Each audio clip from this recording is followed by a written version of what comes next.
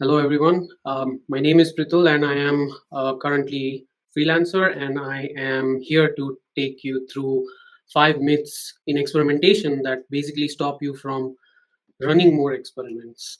And these myths apply to some companies, but not all. And it's very subjective, but largely what I have seen in the experimentation community, these are very common topics where people are not very well aware of, but they do have some, based on hearsay, they have their opinions, and then their experimentation program gets stuck where they're not able to run multiple experiments at the same time, or it slows down the overall experimentation process. So, going on to the first one, overlapping experiments cause interaction effects. Let me quickly walk you through how overlapping works, and for that, I will switch on to my simulation here. So, let me actually reset this. So, let's say you are running just one experiment at a time, and I hope this is visible as well. So, you have 1000 users. Of course, you'll have more users, but just for example, in an A/B test, you would split the users between control and treatment, assuming you have one treatment variant and one control variant. So you are splitting 1000 users into 500 and 500 users, right? Let's say you have one more overlapping experiment that you want to run. Overlapping meaning the same set of users are going to be seeing uh, two different experiences depending on how they're split. It's all on the randomization algorithm, but that's not the point of the discussion here. The only thing that I want to show you is how overlapping actually works. So let's say I added one more experiment that overlaps with the first experiment. What happens is in the second experiment, the way the split happens is this control 500 users from experiment 1 gets equally split between the next experiment's control. So 500 further gets reduced to 250 and 250, but the treatment users on the first experiment also splits between 250 and 250 users, right? So total control users in experiment 2 is this 250 users and this 250 users. So 500 users again. So just like the first experiment has 500 users, this experiment also has 500 users in control as well as treatment. So this is just overlapping. This is how overlapping works in a simplistic manner, where every variant of another experiment starts splitting into smaller and smaller chunks and equally distributes the traffic. So I hope everyone is following with this so far. If I add one more experiment, then each of these start splitting into further smaller and smaller chunks. And now we have 8 combinations that arises.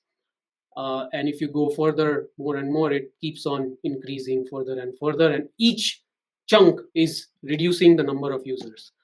Now, when we say interaction effects, what do we mean by interaction effect? In simplistic term, what we are talking about is when we compare this control 1, control 2 users, which is this 250 users, and see its performance against this 250 users on the right hand side, which is the T1 and T2 combination. So C1 C2 versus T1 T2. Okay, that's what we are comparing when we say interaction effects. In most easiest terms, now let me go back to the slides. In most easiest terms, when you have two experiments ongoing and one experiment has a 0.5% lift, the other experiment has 0.6% lift, these are both overlapping. So in terms of additive effects, there is an additive effect of when we are comparing T1 and T2 versus C1 and C2. So additive effect, if they both add up perfectly, there is no interaction effect at all. That is the correct way of observing, and this is what you should observe in most of the cases, or in vast majority of the cases, where you add these both up, then that small chunk of traffic should have 1.1%, 1.1% lift, just summing both up. Now, interaction effects are two scenarios where either the sum or either the observation is more than the sum or it's less than the sum. When it's more, it's called synergistic effect. When it's less, it's called antagonistic effect. And these are just Ron Koavi's basically material. If you've attended his sessions before, so synergistic effect mostly higher than what you want what you were expecting, but antagonistic effect is much lower than what you were expecting. And these are more problematic than synergistic effects. And I'll walk you through all of these cases in later simulations. But quick roundup of popular objections, right? Of why we should not do overlapping experiments. So the most popular argument is, of course, we are just controlling one variable at a time in an experiment. So we should only have a very clean setup. We do not want to add any other variability.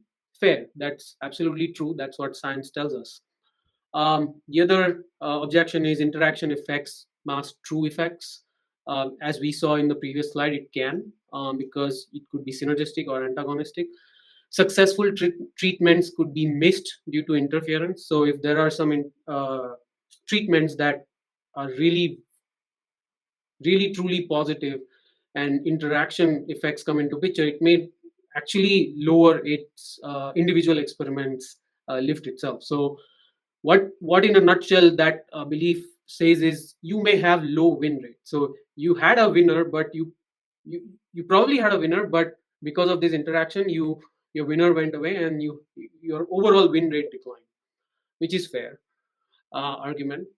And the other very antagonistic common scenario is a blue button text uh, is overlapping against the blue background, and then the text becomes invisible, right? So that is the worst case of the antagonistic effect. Ideally or technically, this is interaction, but it's a case of a conflicting experiment which can be handled separately very well if you have a conflict resolution um, process set up within your experimentation program. You could control that.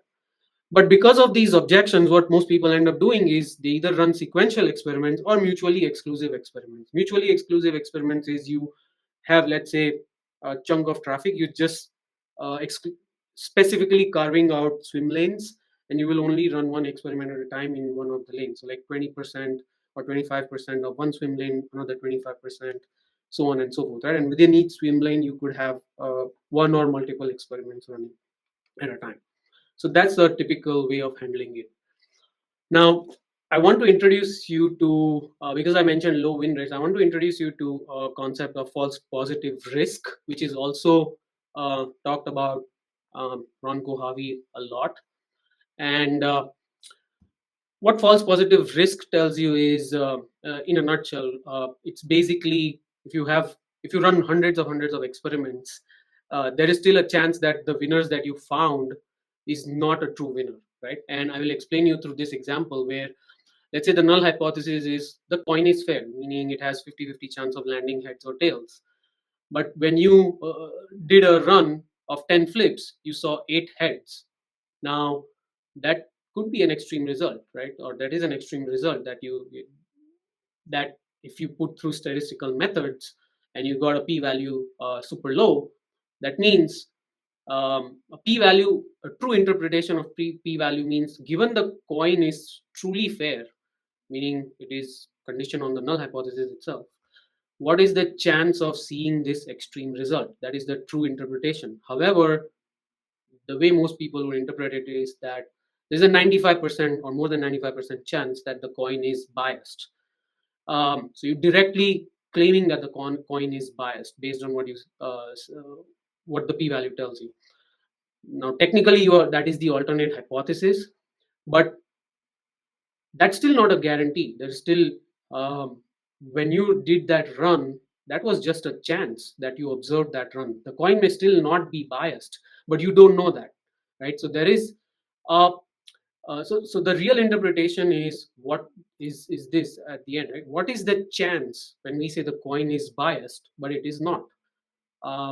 And this heads example is extreme, but in real life, there was a roulette wheel in Monte Carlo casino back in 1918 that yielded almost like 26 blacks in a row. And it made a fortune for the casino, and gamblers lost a lot of money because they thought the next one would be red, uh, as there were more back to back blacks landing, right? So, but It's random, it's truly random. And the reality in this scenario is, what is the chance when we say the coin is biased? But it is not. And that can only be known if you run hundreds of such experiments again and again. And only then you can actually claim that the coin is biased or not. So there is a slight, I mean, of course, we know that p-value is quite notorious to explain to people who do not understand statistics. So this adds to the that complexity of explaining the false positive risk itself. So I hope I am able to convey some understanding of this false positive risk, but it will become more clear when I take you through the some of the examples now. So switching back to simulation. So what I have here is false positive risk and win rate combination. Okay, let's say you're running hundreds of experiments in your experimentation program, and you have a particular win rate, let's say 10% win rate in your program.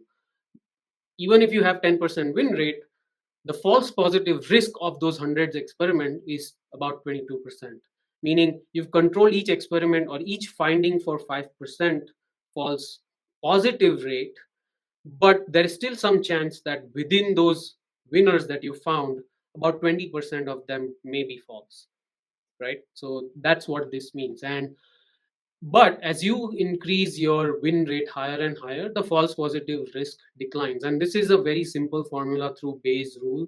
And you do not need to understand any of this unless you are a data scientist. You can reach out to me, I can explain. But uh, just understand that irrespective of what method of how you run your experiments, the false positive rate or false positive risk declines as your win rates increase, right?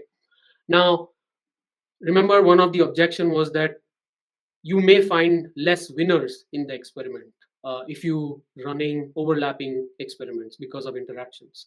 So let me assume that you are running overlapping scenario in one case, and in another scenario you're running just mutually exclusive experiments. And simplistic assumption here is, if you're running mutually exclusive experiments, you are having twice your win rates than your overlapping scenarios, right? So what this first bar chart group says is, in overlapping case, if your win rate was 5%, then your false positive risk is 37%. And if you double this for exclusive or mutually exclusive cases, let's say your win rate is 10%, in that case, your false positive risk is 20%. All it's doing is this 5% from here and then 10% from here, right? That's all it's plotting. And it goes on and on. So this 10% is just nothing but 10 and 20 from here and here, and so on and so forth. What it's telling you is, if you ran exclusive test, your false positive rate is low, or false positive risk is low, meaning you are finding true winners, which is good. But now I want to introduce the time efficiency into the mix. Okay, let's say you this chart specifically is assuming 100 experiments. Okay, let's say you have 100 experiments or ideas that you wanted to run by, and in the overlapping scenario, you have 50-50 traffic for each of these experiments, and you are able to measure every single experiment within 2 weeks. So if you were to set up all these 100 experiments in overlapping manner, you could be done with all of the experiments in just 2 weeks and call it a day, right? But let's say you do not believe in overlapping and you want to run mutually exclusive experiments because of low false positive risk or high winners. In that situation, you start, let's say you have capability to run 20 experiments mutually excluded at a time. All right. How much false positive risk are you able to reduce? Is 8.1%. Okay. With this, how this works is, those 100 experiments will be chunked into 20 at a time, and you will have 5 such cycles running back to back. Okay. The problem is, these, because you have now reduced 20, these each experiment traffic from 50% in each variant down to 2.5% in each variant, because you are now setting up 20 tests, meaning each control and treatment will have 2.5, 2.5, right? That adds up to 100%. So now you need longer duration for the same sample size to be achieved. And in simplistic manner, I'm just assuming that there are no repeat visits. So every single week the visitors are unique, and that's not true, by the way. There will be some repeat visitors, so that 20 tests, instead of taking 200 total weeks to complete, like those 100 experiments to complete in 200 weeks, it would take even longer. But for simplistic scenario, I'm just saying this is how it will work. Or let's say you have 10 experiments at a time. The problem is it will still take 200 weeks if you do all the math of sample size and bucket size adjustment. Let's say you had just 4 test capability, that will still take 200 times. Or if you just ran one test at a time back to back in sequential manner, then you have 50% traffic for each and 2 weeks for each, meaning 200 weeks for all 100 experiments to go through. So no matter what you do, you just 100x your total duration for the same 100 experiments that you could have ran in just 2 weeks, right? Now you're taking almost 3 years, 3 to 4 years, yeah, 3.8 years to finish all these experiments. Sure, that you could do it if you believe in it. I honestly, if you want to do it in mutually exclusive manner, do it only if you have the capability to run those 3 or 4 or 5 experiments at a time within 2 weeks as well. If you are a small traffic website or an app, you likely don't have that luxury to split the traffic like that. So your best bet is still going to be overlapping, and you're going to be significantly able to get learnings in short time frame than waiting for 200 weeks in this case. Let's say you may argue that, oh, no one has 100 ideas to go through at a time. Fair. Let's say you have 5 ideas to go through at a time, right? This bottom chart, I'm just pointing to 5 ideas that you can go through at a time. 2 weeks, you can run all those 5 experiments and be done with it in overlapping manner.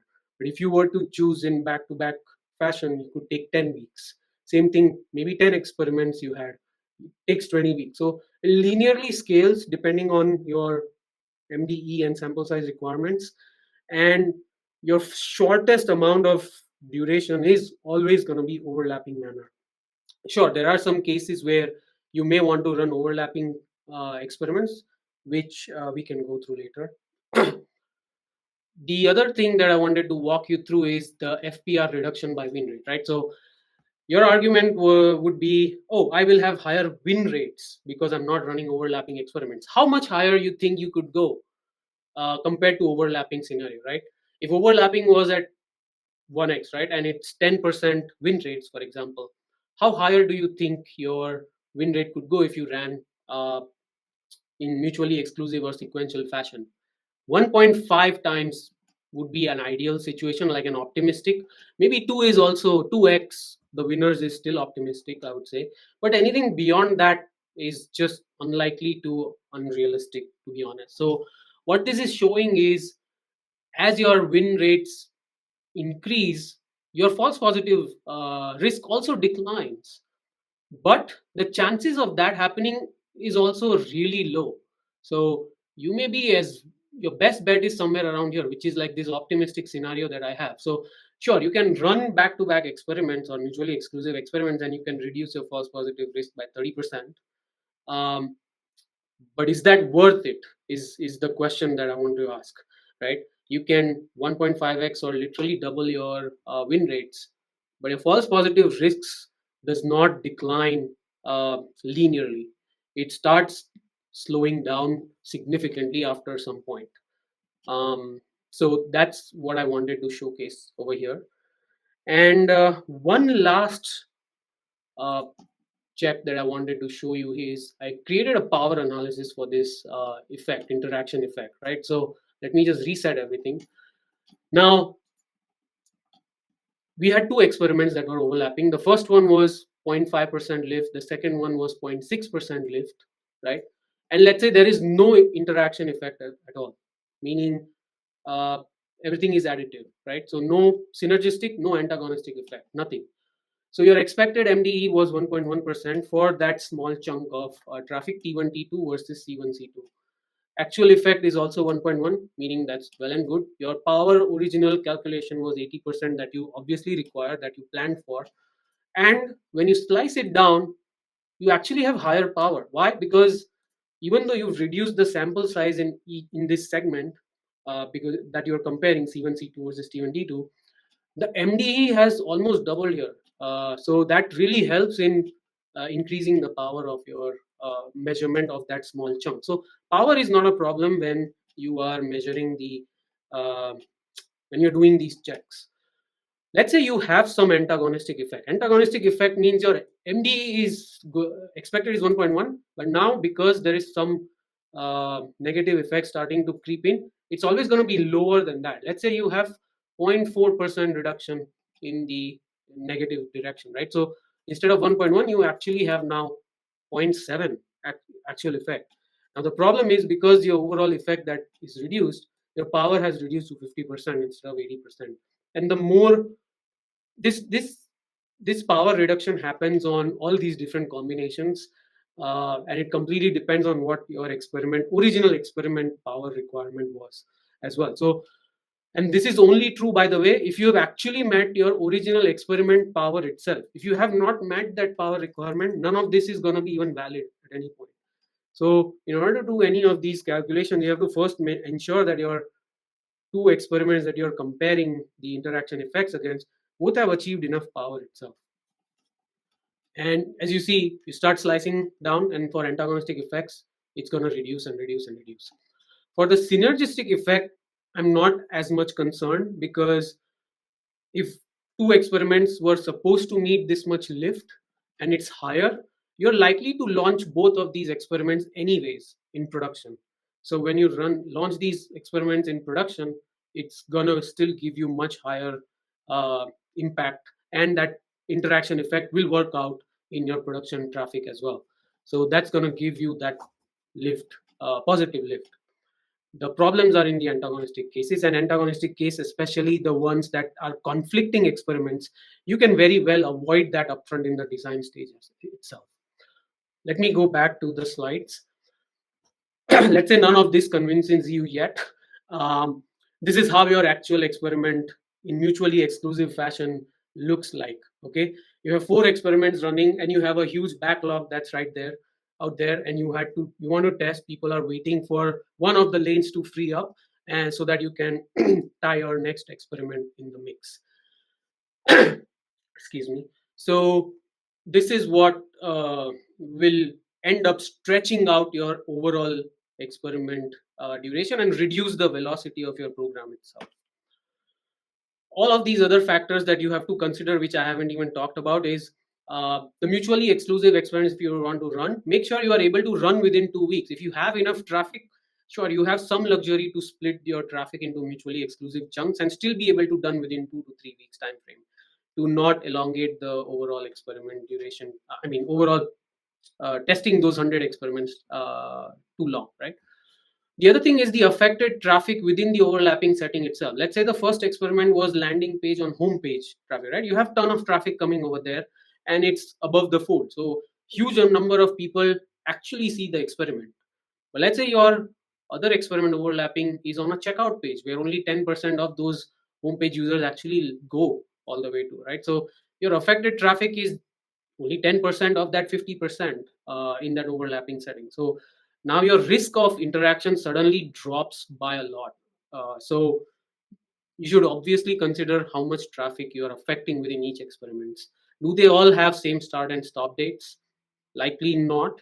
Sometimes you want to start when the first experiment is already gone through like 70% of its uh, duration, right? In that case, how much is the interaction effect that you are measuring could be highly underpowered. Are you mistaking interaction for conflicting experiments? Likely not. Or if you are, then you should obviously handle this upfront. Interaction effects, if you know that there are going to be interaction effects, then use factorial designs. And if the answer are no to any of the above, then you should just run more overlapping experiments uh, with some exceptions. And lastly, I just want to leave you with this topic with is: would you rather burn months and years chasing perfection for your win rates and clean data, or you would sprint towards breakthrough findings, right, by embracing the controlled chaos of the overlapping experiments? So, and as you see in these charts, 2 weeks just straight up explodes to 200. weeks for those 100 experiments. So just keep that in mind next time, whenever if there is an objection that, oh, interaction effects cause this problem, or sorry, mutually exclusive or overlapping experiments actually cause interaction effects. You have all these resources available to you that you can use to change your stakeholders mind.